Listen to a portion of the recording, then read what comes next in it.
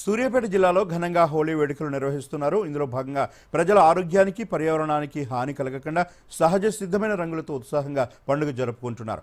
సూర్యాపేట జిల్లా కేంద్రంలోని green club ఆధ్వర్యంలో ప్రతి ఏడాదిలాగే సంప్రదాయబద్ధంగా వేడుకలు నిర్వహిస్తున్నారు.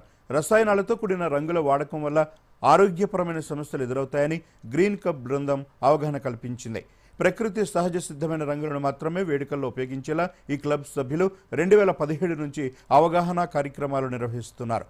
ఈ సందర్భంగా గ్రీన్ క్లబ్ అధ్యక్షులు నరేంద్ర మాట్లాడుతూ సామాజిక స్పృహతో ప్లాస్టిక్ నియంత్రణ, రసాయనిక వస్తువుల వినియోగం, పొదుపుగా నీటి వాడకం, మొక్కల సంరక్షణ తదితర అంశాలపై గ్రీన్ క్లబ్ ఆధ్వర్యంలో అవగాహన కల్పిస్తున్నట్లు తెలిపారు.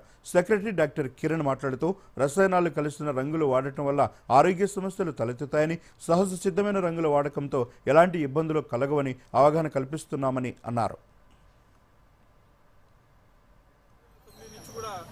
గ్రీన్ క్లబ్ కార్యక్రమాలు నిర్వహిస్తుంది.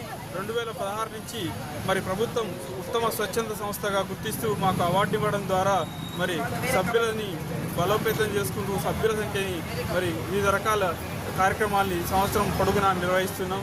దీంట్లో జల సంరక్షణ మరియు బంకమట్టి వినాయకుని విగ్రహాలు వాడడం, ప్లాస్టిక్ నిర్మూలన కోసం, సింగిల్ యూజ్ ప్లాస్టిక్ నిర్మూలన కోసం కృషి చేయడం, ఇలా ప్రజల్ని మొక్కలు నాటుతూ వివిధ రకాలుగా చైతన్యవంతం చేస్తుంది మా క్లబ్. సహజ రంగులు సూర్యాపేటలో ఎక్కడ దొరకవు, ఓన్లీ గ్రీన్ క్లబ్ ట్రస్ట్ ద్వారా దొరుకుతాయని చెప్పేసి చాలామంది ప్రముఖులు కూడా మమ్మల్ని 2-3 రోజుల ముందు నుంచి సంప్రదిస్తారు. ఈ సహజ రంగులు వాడటం వల్ల శరీరానికి కానీ కళ్ళకి కానీ ఎలాంటి హాని జరగదు. కృత్రిమ రసాయనాల కలర్లు వాడటం వల్ల దద్దులు రావడం కానివ్వండి, ఆ కళ్ళల్లో పడి బాగా ఇన్ఫెక్షన్స్ రావడం కానివ్వండి, చాలామంది సఫర్ అవుతున్నారు. ఇంకొక ముఖ్య ఉద్దేశం ఏంటంటే ఈ కలర్స్ తొందరగా వెళ్ళిపోతాయండి. జస్ట్ కొద్ది వాటర్తో సరిపోతుంది.